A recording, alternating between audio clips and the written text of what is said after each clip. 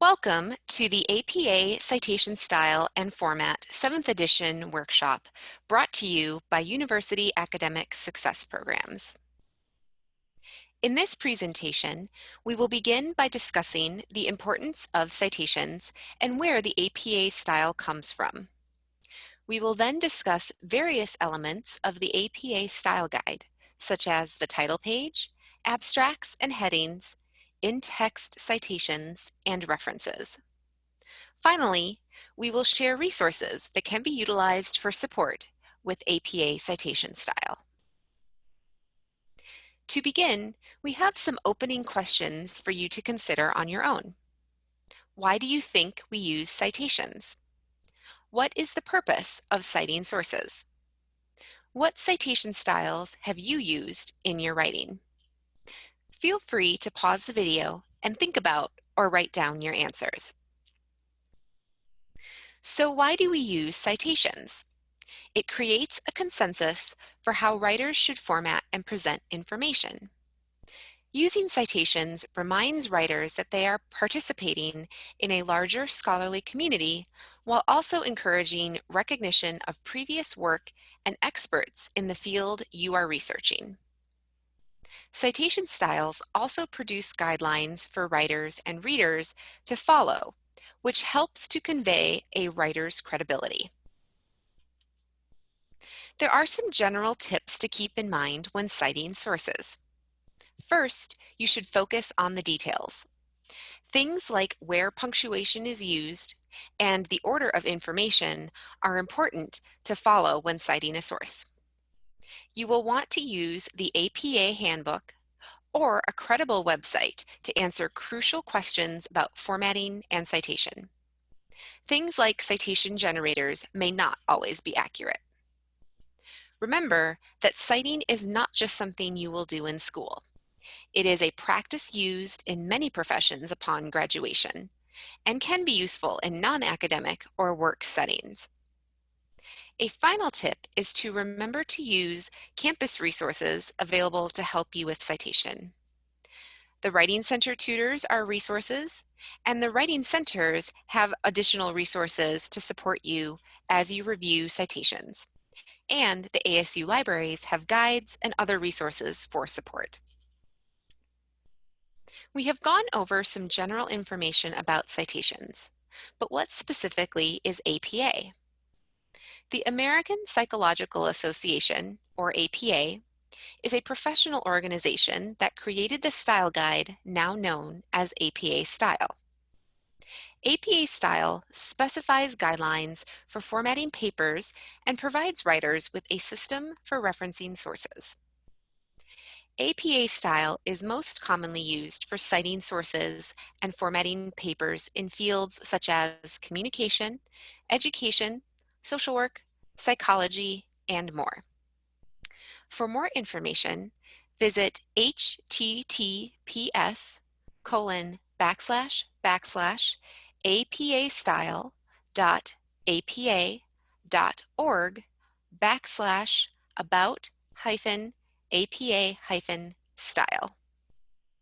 Now that we have reviewed some of the information about citations and where APA comes from, let's look into some of the key elements of APA style from the 7th edition. First, let's look at the title page. As we go through the various elements, you will notice page numbers included, which tell you where in the 7th edition of the manual you can find more information. Here is an example of a title page. The title of your paper is centered and bolded. The other information needed, such as your name and course details, are also centered and in the upper half of the paper, but only the title is bolded. You will start page numbers on the title page in the upper right-hand corner and follow numbering on all pages following without interruption. After the title page, you may be asking if you need to include a running head. A running head is an abbreviated version of the title of your paper that appears at the top of each page, and previous editions of APA required that you use this. Per the 7th edition of the APA Style Guide, a running head is only required for manuscripts submitted for possible publication. Student papers do not require a running head. However, you should confirm with your instructor or assignment description if they would like that to be included. When appropriate, use headings for sections within your paper. Some examples of headings you may use are literature review, methods, or recommendations. When using headings, you will want to make sure you format those correctly, and we will look at that more in depth in the next section. Next, we will look at abstracts and headings. If you are asked to write an abstract for your paper, that will appear on its own page after your title page. An abstract is a brief summary of the main points that you address in your paper to give your reader an idea of what you will be writing about. There is no official word limit to how long an abstract should be, though they are typically less than 250 words. Check with your instructor or assignment description to confirm if there is a word limit to your abstract if you are asked to write one. The heading abstract is centered and bolded at the top of the page. The main paragraph of the abstract is not indented. Notice that the page number continues in the upper right-hand corner. Headings are used to separate sections of your writing, to guide the reader through your paper, and show how topics are related. If you are using headings in your paper, you can use this table guide to make sure you are following the level formatting. You can also see there are 5 heading levels, and while you do not need to use them all, if you are using them, you will need to use headings in order beginning with level 1. Section headings receive level 1 format. Subsections receive level 2 format. Subsections of subsections receive level 3 format, and so on. The levels of headings will depend on the length and organization of your paper, and you may need to use specific headings if asked to do so by your instructor. Let's look at an example on the next slide. Here you can see an example of heading levels. Age and gender difference in self-esteem is the paper title and uses the level 1 heading format. In APA style, the introduction never gets a heading called Introduction. So you will next see that gender and age differences and cross-cultural differences are using the level 2 heading format after the introduction. In this example, the writer has a methods section that is using the level 1 heading again before using the level 2 headings, participants, and measures in that section. Since self-esteem is a measure, that uses a level 3 heading to show that relation. Similarly, you can see that in the use of level 4 heading of socioeconomic indicators, and again in the level 5 heading of gross domestic product per capita. Remember earlier when it was mentioned that focusing on the details was important? Notice things like how with level 3 and 5, the headings are italicized, and in level 4 and 5, there's a period at the end. These are examples of those details you need to be focused on to make sure you are guiding your reader accurately and following the APA Style Guide. Next, we will look at in-text citations and how you quote and paraphrase information. For in-text and parenthetical citations in APA, you will be using the author date system. This means that the author's last name and the year of publication for the source should appear in the text. You can use 2 types of in-text citations. There is parenthetical citation of the author's last name and year at the end of a sentence, for example. This argument is illustrated with several relevant examples, parenthesis Gomez, comma, 1999, parenthesis, is an example of this. You could also use a narrative citation in a sentence where you use the author's last name, put the year in parentheses, and then have the rest of your sentence. An example of this is Gomez, parenthesis, 1999, parenthesis, illustrates the argument with several relevant examples. An important piece to remember with in-text citations is that sources you have as in-text citations must match a full citation on the reference list. We will review a reference list later in this presentation, but here is a quick example to show the differences with a source that has 3 authors. On the on the left, you see how all 3 authors' last names are listed and include their first and middle initials, along with more details about the source. On the right, you can see how for in-text citations, only the first author, Azagby, is cited, with et al. Added to indicate there are additional authors. Notice that in the second and third examples on the right, direct quotations are used. For additional information on the number of authors to include in in-text citations, see page 266 in the APA manual. And for more information on the number of authors to include on reference lists, see page 286. Now let's talk about how you properly cite quotations. If you are directly quoting, you will need to include the author, year of publication, and page number for the reference. For short quotations, you have 2 different options to cite the quotation. You can introduce the quotation with a signal phrase that includes the author's last name followed by the date of publication in parentheses. For example, Howie and Pate, parenthesis, 2012, parenthesis, suggests that, quote, the key to increasing PA physical activity in schools would be to show that PA improves academics, end quote, parenthesis, P period 160, parenthesis. If the author or authors are not named in a signal phrase, place the author's last names, the year of publication, and the page number in parentheses after the quotation. The example here reads, some researchers have suggested that, quote, the key to increasing PA physical activity in schools would be to show that PA improves academics, end quote.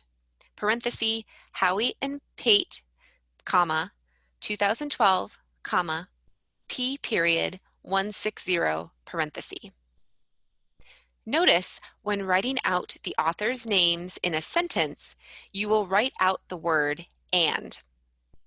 But when you include the author's name in parentheses, you use the ampersand symbol.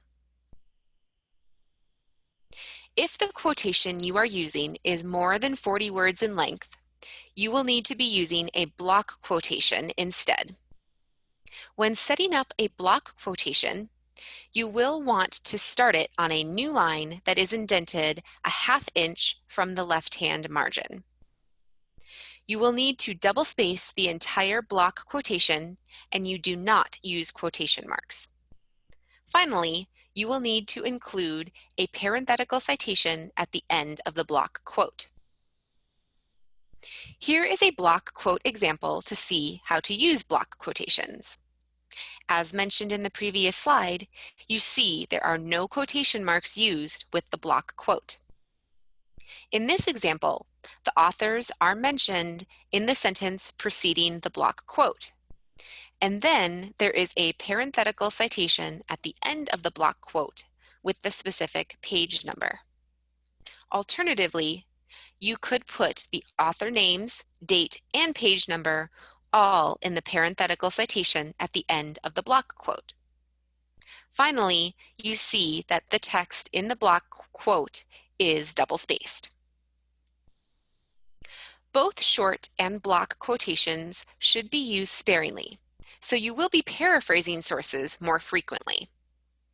When paraphrasing information from a source, you only have to reference the author and the year of the publication. However, APA encourages writers to include a page or paragraph number if doing so would assist the reader in finding the information in the source if that source is a longer piece of writing. Remember that if you are using a quotation, you must always include a page or paragraph number. You can see Table 8.2 on page 272 of the APA manual for additional examples on how to correctly cite direct quotations in your work.